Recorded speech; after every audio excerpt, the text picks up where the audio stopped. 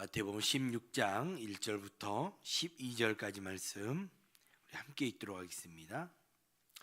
바리새인과 사두개인들이 와서 예수를 시험하여 하늘로부터 오는 표적 보이기를 청하니 예수께서 대답하여 이르시되 너희가 저녁에 하늘이 붉으면 날이 좋겠다 하고 아침에 하늘이 붉고 흐리면 오늘은 날이 굳겠다 하나니 너희가 날씨는 분별할 줄 알면서 시대의 표적은 분별할 수 없느냐? 악하고 음란한 세대가 표적을 구하나 요나의 표적밖에는 보여줄 표적이 없으니라 하시고 그들을 떠나가시니라. 제자들이 건너편으로 갈새 떡 가져가기를 잊었더니 예수께서 이르시되 삼가 바리새인과 사두개인들의 노룩을 주의하라 하시니 제자들이 서로 논의하여 이르되 우리가 떡을 가져오지 아니하였도다 하거늘 예수께서 아시고 이르시되 믿음이 작은 자들아 어찌 떡이 없으므로 서로 논의하느냐? 너희가 아직도 깨닫지 못하느냐? 떡 5개로 5,000명을 먹이고 주운 것이 몇 바구니이며 떡 7개로 4,000명을 먹이고 주운 것이 몇 광줄이었는지를 기억하지 못하느냐? 어찌 내 말한 것이 떡의 관함이 아닌 줄을 깨닫지 못하느냐? 오직 바리새인과 사두개인들의 누룩을 주의하라 하시니 그제서야 제자들의 떡이 누룩이 아니요 바리새인과 사두개인들의 교훈을 삼가라고 말씀하신 줄을 깨달으니라. 아멘. 예수님께서 이방 지역에서 이방인들을 대상으로 사역을 마치신 후 다시 유대로 돌아오는 장면으로 시작을 하고 있습니다. 예수님이 유대로 돌아오시자 다시 종교 지도자들의 도전이 시작이 됩니다. 시험을 목적으로 표적을 구하는 그들에게 예수님은 악하고 음란한 세대다라고 질타하시는 모습이 오늘 본문 가운데 나타나고 있습니다. 그리고 베드로의 위대한 신앙의 고백까지 오늘 우리는 함께 살펴보게 됩니다. 먼저 함께 읽은 1절 말씀 다시 한번 보시면 바리새인과 사두개인들이 와서 예수를 시험하여 하늘로부터 오는 표적 보이기를 청하니 라고 말씀하고 있습니다. 이방 지역에서의 예수님의 사역을 다 들었을 이 종교 지도자들은 벼르고 있었던 것 마냥 예수님께 찾아옵니다. 그리고 1절에서 그들의 의도를 명확하게 예수님을 시험하고자 왔다라고 기록하고 있는 것을 볼 수 있습니다. 그들이 예수님을 어떻게 시험하는가라는 걸 보면 하늘로부터 오는 표적을 보이라라고 예수님께 이야기를 하는 것입니다. 이들이 하늘로부터 오는 표적이라고 이야기하고 있는 것은 예수님께서 그동안 베풀었던 표적이 하늘로부터 온 것이 아님을 전제하고 있는 것으로 보여집니다.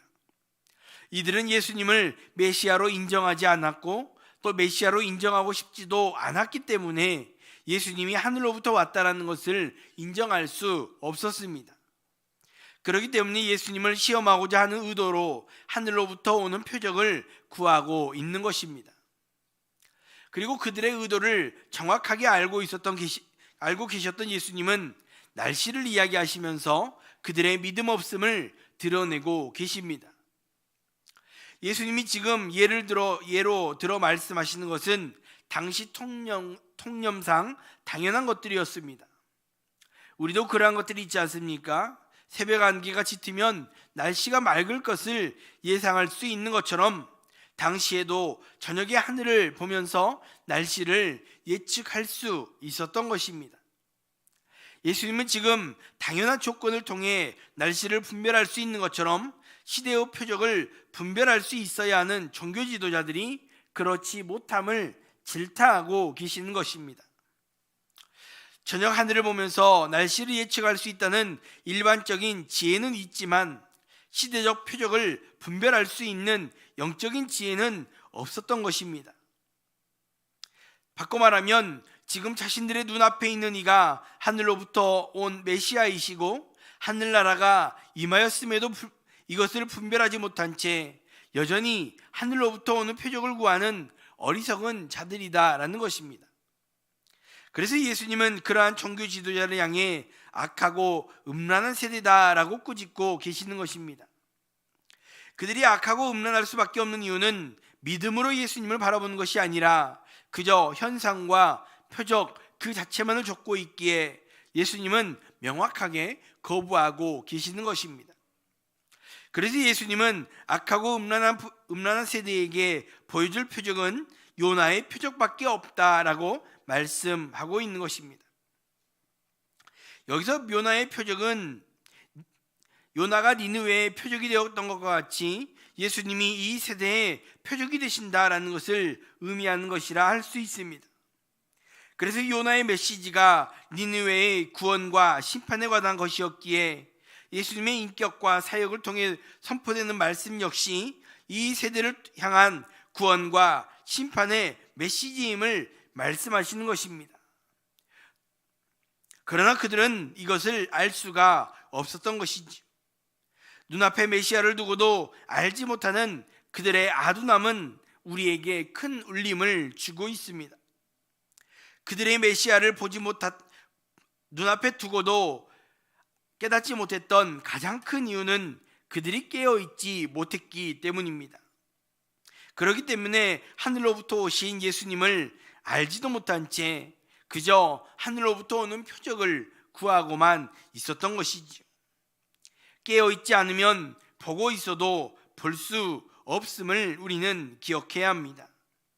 그렇기에 우리는 언제나 깨어있음으로 말미암아 주의 뜻에 민감하게 반응하며 또 주의 뜻대로 순종하며 살아갈 수 있는 우리 모두가 될 수 있기를 주님의 이름으로 축복합니다. 계속해서 5절 말씀에 제자들이 건너편으로 갈새 떡 가져가기를 잊었더니 라고 말씀을 하고 있습니다. 예수님과 무리들은 종교 지도자들을 떠나 또 다른 호수 건너편으로 가고 있습니다. 그 과정에서 제자들이 여정을 위한 떡, 그 음식 챙기는 것을 잊어버렸다라고 말씀하고 있죠. 어쩌면 아주 사소해 보이는 실수일 수 있지만 예수님은 이들의 이 실수를 통해서 중요한 교훈을 이끄는 배경으로 작용을 하고 있습니다. 제자들은 떡 가지고 오는 것을 깜빡했는데 예수님은 6절 말씀에서 바리새인과 사두개인들의 누룩을 주의하라라고 말씀하고 있습니다. 떡을 잊어버린 것과 종교 지도자들의 누룩은 어떤 관계가 있겠습니까? 제자들은 이 관계를 바로 깨닫지 못한 채 누룩을 주의하라라는 말씀을 듣고 떡을 가지고 오지 못했음을 그것만을 생각하고 그것에 관한 의논을 하기 시작합니다. 떡과 누룩은 물론 상관이 있지요. 그러나 제자들이 염려하고 있는 이 떡과 예수님께서 말씀하시는 종교 지도자들의 누룩은 연결이 되는 것이 없습니다.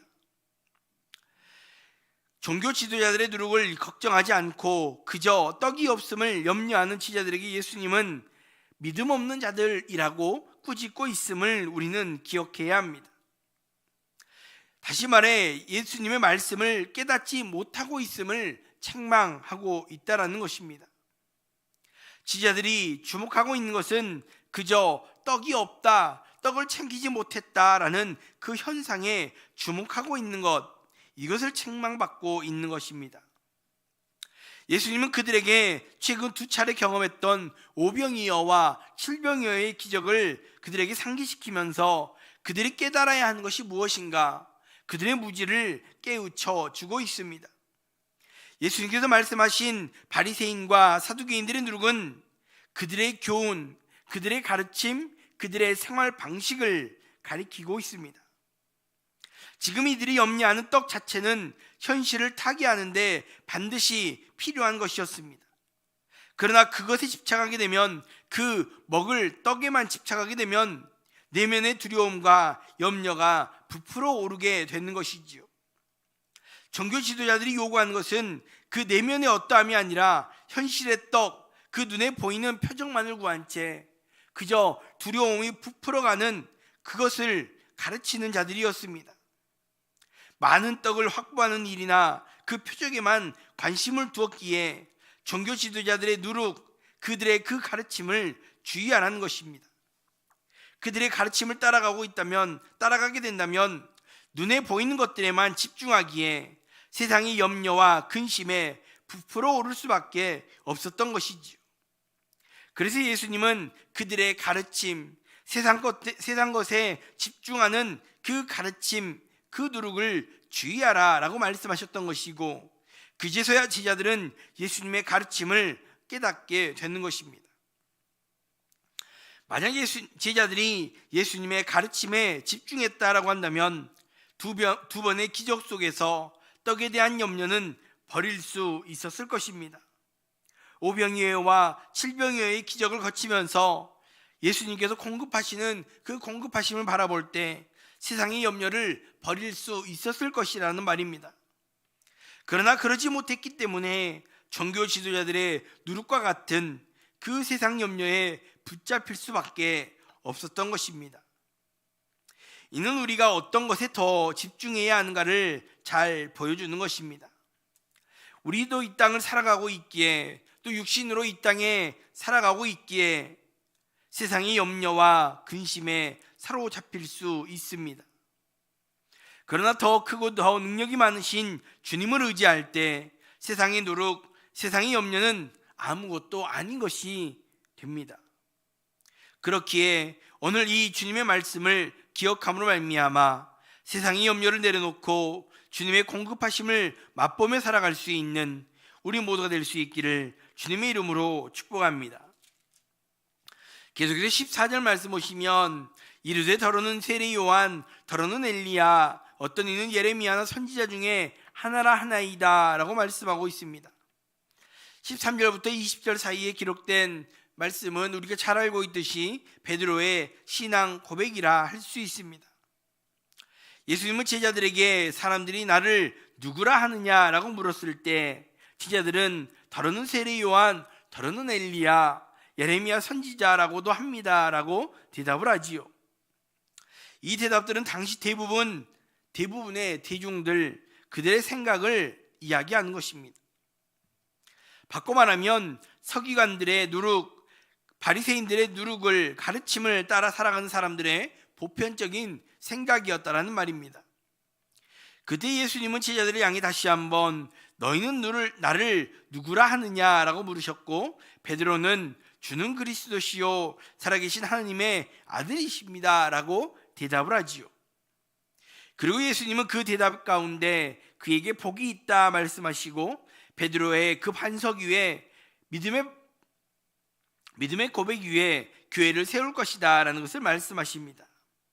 그리고 천국의 열쇠를 주고 하늘과 땅에서 메인 것과 풀 것을 하나님이 책임져 주실 것까지도 약속해 주십니다. 예수님께서 이 베드로의 고백을 칭찬하시는 가장 중요한 이유가 무엇입니까? 16장 초반부에서부터 계속된 가르침의 핵심은 예수님을 바로 아는 것, 바로 믿는 것이 왜 중요한가 하는 것이었습니다. 바리새인과 사두개인들은 예수님을 바로 알지 못했고 예수님의 제자들마저도 깨닫지 못했던 그 모습들을 계속해서 드러내고 있음을 우리는 볼 수 있습니다.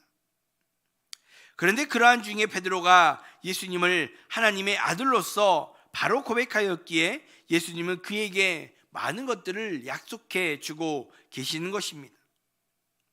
예수님을 바르게 아는 것, 예수님을 믿는 것 그 자체가 은혜임을 우리는 기억해야 합니다. 세상의 많은 이들은 예수님을 바로 알지 못한 채 예수님을 바로 믿지 못하는 자들이 태반입니다. 그러나 우리는 그 가운데 택함 받은 자로서 예수님을 알고 예수님을 믿는 자들로 택함 받은 것 자체가 은혜이고 선물임을 알아야 한다는 것입니다. 우리가 그 은혜 받은 자임을 감사하며 이 베드로의 고백이 우리들의 입술에 넘쳐남으로 말미암아 주의 은혜 가운데, 주의 복 가운데 매일매일 살아갈 수 있는 우리 모두가 될 수 있기를 주님의 이름으로 축복합니다. 기도하겠습니다. 먼저 말씀 생각하시면서 함께 기도할 수 있기 바랍니다. 언제나 깨어있음으로 말미암아 주의 뜻에 민감하게 반응하며 주의 뜻을 깨닫고 그 뜻에 순종하며 살아갈 수 있는 우리 모두가 될 수 있게 달라고 기도할 수 있기 바랍니다. 또 주님의 가르치심을 기억함으로 말미암아 세상의 염려를, 세상의 것들을 내려놓고 오직 주님만을 바라보며 주님의 공급하심을 맛보며 살아갈 수 있는 우리 모두 될 수 있게 달라고 기도할 수 있기 바라고, 특별히 예수님을 아는 자로, 또 예수님을 믿는 자로 택함 받았음을 기억하고 그 은혜, 그 선물을 감사하며 베드로의 고백이 우리의 고백이 될 수 있게 해달라고, 그로 말미암아 주의 복을, 주의 은혜를 충만하게 누리며 살아갈 수 있는 그런 우리 모두가 될 수 있게 해달라고 기도할 수 있기 바랍니다. 두 번째로 교회를 위해서 기도하실 때 오늘은 선교지의 선교사님들을 위해서 또 함께 기도할 수 있기 바랍니다. 선교지의 선교사님들을 주님 붙들어 주시고 그 사역들을 주님, 그 지역들을 주님 붙들어 주시고 정말 그 모든 지역들이 주께 돌아오는 그 모든 역사들을 보게 해달라고, 또 미자립교회와 농산주교회들도 그렇게 하나님 앞에 귀하게 쓰임받는 복된 교회들이 될 수 있게 해달라고 또 함께 기도해 주시길 바랍니다. 말씀 생각하시면서 선교지와 미자립교회, 농산주교회들을 위해서 함께 기도하겠습니다. 사랑의 하나님, 은혜와 사랑 감사합니다. 오늘도 우리들에게 은혜를 주시고 아버지 주님께서 말씀해 주신 말미암아 우리가 이 땅 가운데 또 어떻게 살아야 할 것인가 다시 한번 깨닫게 하시니 감사합니다. 하나님 앞에 언제나 깨어 있음으로 말미암아 주의 뜻에 민감하게 반응하며 주의 뜻대로 순종하며 살아가기에 부족함이 없는 우리 모두가 될 수 있도록 하나님이여 함께하여 주시옵소서. 또 주의 가르치심을 기억함으로 말미암아 세상의 염려를 내려놓게 하시고 그 주의 공급하심을 맛보며 살아갈 수 있는 우리 모두가 될 수 있도록 하나님이여 함께하여 주시옵소서. 또 우리가 그 은혜 받은 자임을 기억하게 하시고 아버지 예수님을 알고 예수님을 믿음이 은혜임을 기억하고 그 은혜 받은 자로서 정말로 베드로의 고백이 우리들의 입술 가운데 넘쳐남으로 말미암아 그 은혜와 그 복을 우리가 받아 누리며 살아갈 수 있는 우리 모두가 될 수 있도록 하나님이여 함께하여 주시옵소서. 사랑의 하나님, 또 선교지와 미자립교회 농사조교들을 위해서 함께 기도하게 하시니 감사합니다. 선교지에 선교사님들을 주님 붙들어 주시고 아버지 복음을 들고 그 지역 가운데 아버지 그 나라에 섬기고 있는 모든 선교사님들을 주님 붙들어 주실 때 아버지 그 선교지들이 하나님 앞에 귀하게 쓰임받는 아버지 역사들이 일어나게 하시고 아버지 그 지역들이 주께 돌아오는 그 놀라운 역사들을 경험하며 간증할 수 있는 귀한 선교사님들이 다 될 수 있도록 하나님이여 함께해 주시옵소서. 또 미자립교회와 노산주교회들도 마찬가지로 하나님 앞에 귀하게 쓰임받는 교회들 되게 하시고 그 지역에 복음의 전축의 역할을 감당하는 귀한 교회들 될 수 있도록 하나님이여 함께하여 주시옵소서. 사랑의 하나님, 또 오늘도 주님 앞에 나와 주님을 찾고 바라는 귀한 성도들을 주님 붙들어 주시고 하나님 앞에 간절히 부르짖는 그 기도의 제목들 하나하나 기억하여 주시고 가장 좋은 것으로 응답하여 주시는 그 하나님의 은혜를 경험하는 복된 날이 될 수 있도록 함께 하시고 나오며 걸어가신 예수님의 이름으로 기도합니다.